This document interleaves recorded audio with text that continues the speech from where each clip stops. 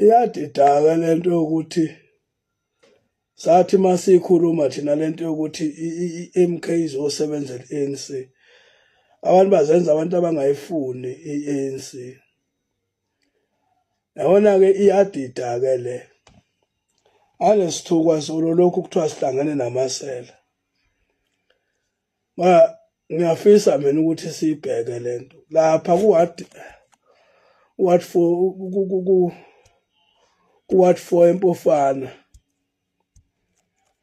kuthi umdlalo phakathi kwe-IFP ne-MK ngoba i-ANC izovota ne-NFP ne-MK, kusho ukuthi bonke labantu bayinto eyodwa.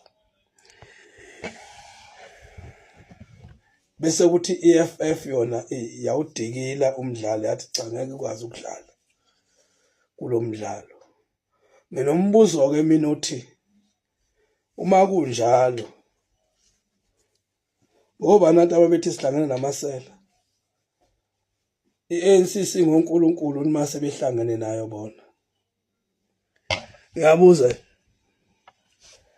akethi nasenihlangane ne-ANC le kade nithi thina sihlangane nayo ngoba sihlangane namasela. Isiyacaca lento ukuthi vele inhloso yokukhandwa kwe-MK ukuzolwa nenkatha.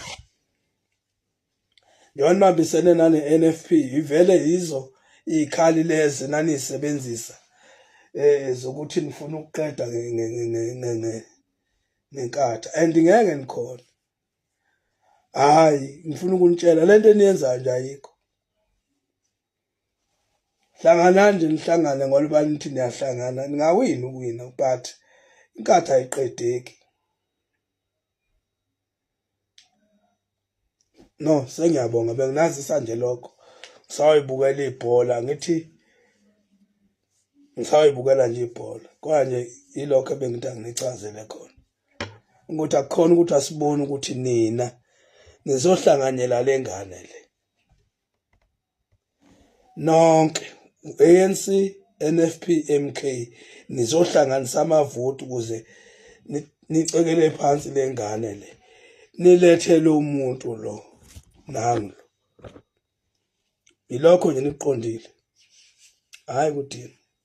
Ngoba inhloso kaZuma kwakuvele ukubulala inkatha. Sekuyacaca. Kusobala. Ngakuphika ke. Kwakusobala manje. Nabu ubufakazi.